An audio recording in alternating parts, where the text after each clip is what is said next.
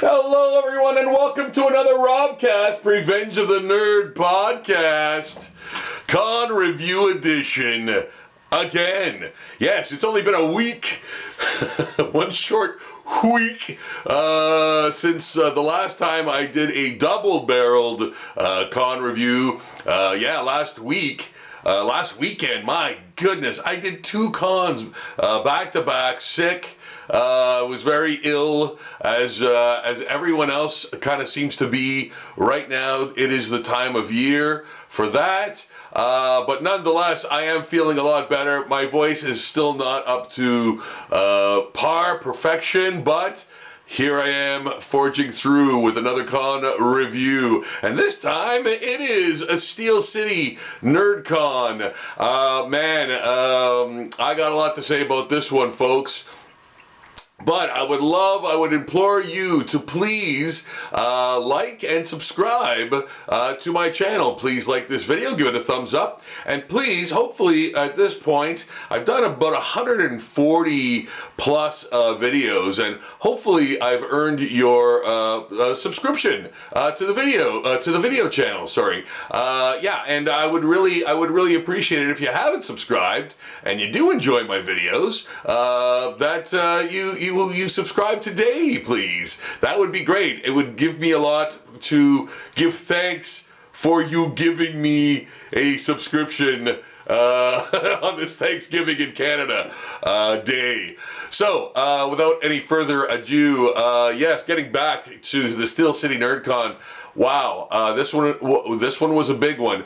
I consider two cons a year to be almost surefire bets at this point, and that is Northern Game Expo, which will be turning into NostalgiaCon.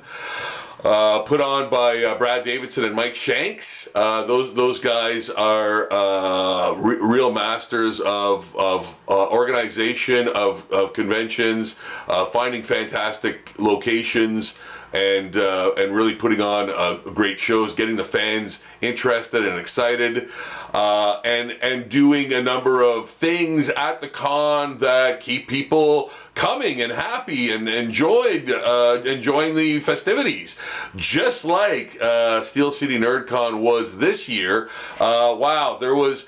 I noticed, like, right off the bat, I didn't realize that there was like a huge cosplay contest, but there was some top-notch cosplay folks out there this year, and I have to say, right from the get-go, right from Jump Street, man, I was kind of worried. It was like the first 20 minutes were slow. And I was like, oh no, this is gonna really bomb, man. Like, and I was getting kind of afraid of the day, and I was really glad that I took so much work with me, as I always do, to keep me busy in times of lulls at cons. But literally after that 20 minutes, it was non-stop bonkers, man. Like, there was, and that first 20 minutes, I was kind of sitting there, like, and people were kind of shuffling around, and I always mention this in my reviews, like, you can feel that electricity in the air, and if you don't feel it and you don't see the excitement, oftentimes it's not as successful.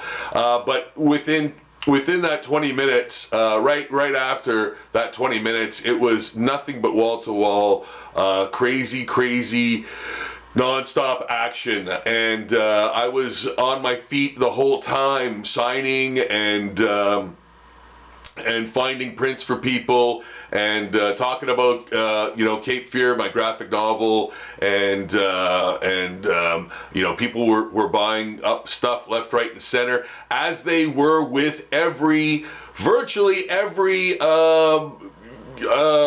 vendor, artist, what have you, I saw on the floor. And I talked to a lot of people on the floor. I wasn't able to really get out of my area, because it was so busy. But people came to me and told me that they were doing incredibly well. One person that I really felt bad for, in terms of like, in terms of what I said, I said I wanted to go and buy a bunch of comics off him. I just did not have time to do that, and I felt so bad. But he came over and bought stuff off of me and said that he had a record-breaking day, and he said his sales traditionally at Steel City Nerdcon do this year to year, go up. And one of the things I like to do in my reviews is let you know whether or not cons are worth going to. If a con is worth going to as a vendor or a fan. And with Northern Game Expo and which will now be NostalgiaCon, sorry. The Steel City Nerdcon is one that is always on my list, always on my mind. It's always one I get excited about. And again, like I was mentioning with Brad and Mike putting on their con, Michael and Beth Turcotte and the family. Gee, they just never cease to amaze. They always put on such a great show. And this time it wasn't at the Bush Plane Museum. It was at the Quattro Hotel, which I had been there before for MoriCon, which I believe has only been on once, to my knowledge. I could be wrong about that, but I'd been there before. I recognized the place, and I was like, oh, I've been here before for MoriCon.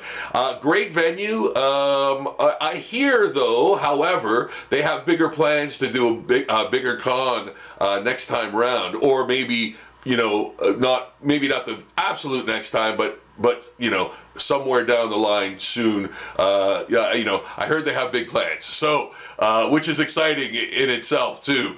Lots of things to be excited about with Mike and Beth. They always do such a great job. They're such great folks, and their like just the whole family is so wonderful, and easy to get along with, and just gracious, fantastic people, and I love them.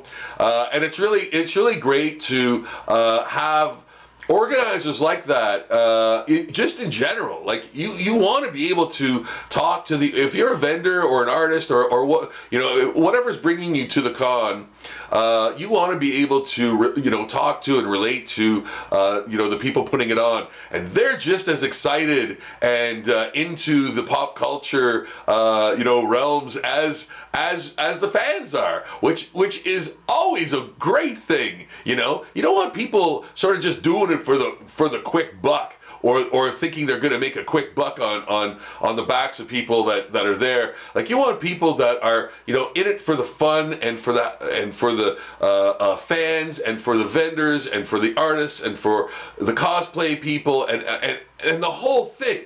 So that is so important, and they do that every single time, and they knock it out of the park. And as I've said before, this is a long weekend in Canada, so typically long weekends are not the best time to have conventions in certain areas, in certain places, but that like their cons are long weekend proof. They've consistently done well. I've consistently done well at their conventions during long weekends. So that's a great thing. What that says about them is that they do so much in organizing, and so much in getting the fans in the door, and that's the most important thing. And I've said before too, anyone can rent a hall and get vendors in there. That's one thing, but promoting it to the point where you're getting fans interested in it and excited in it, that's a whole other thing entirely, and that's an art into and of itself. So they did such a great job. This con, I have to say, was the most successful for me financially. That is also a component. hey, you know, why do vendors go to cons? They want to show their stuff. They want to try to make money and from their things, whether it's art or games or toys or comics or whatever it is. Yeah, you want to make a buck, man. Like, I mean, that's part of it. You know, no one ever wants to talk about money. No one wants to ever talk about money, and I really hate that. We got to talk about money sometimes. We live in a world that every time we turn around, things are more expensive, and this, that, the other thing. So yeah, you know, if you're a vendor and you want to make $1, you know, this is also a very good con to go to, and that is an important thing. So you know. People have to talk about that. I do. I like talking about things that, you know, a lot of people sort of stay away from or whatever, but I think it's really important, and why not talk about it? So this one for me was, you know, and again, I think this is probably going to be my last stop before winter, and I close up shop in terms of cons. This one was a fantastic one to end on. I might make a few appearances here and there, but it'll be smaller things. I don't think there's going to be a lot of big cons in my immediate future until next spring. So this one was an absolute joy to go to, and it was ending off the season with an absolute bang and a fantastic con that was put on. I enjoyed myself. I think everyone that was there that I talked to had a wonderful, awesome time. They had a food drive. There's all sorts of things going on, and you know, I can't speak highly enough about this one. So folks, you know, seek this out.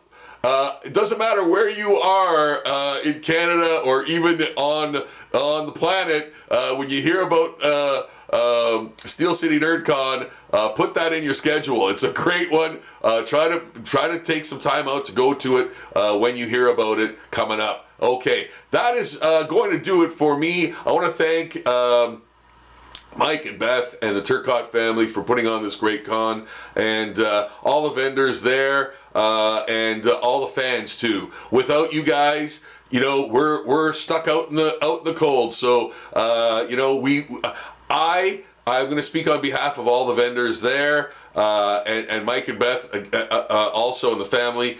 Thank you, fans, so much for attending, coming, and having a wonderful time. And I had a wonderful time, and it's another one to remember. Okay, that does it for today. I will be doing more videos soon, but until that time, best wishes and love. Thank you all for watching. Please give me a thumbs up and subscribe to the channel. Thanks a lot, guys. Bye-bye.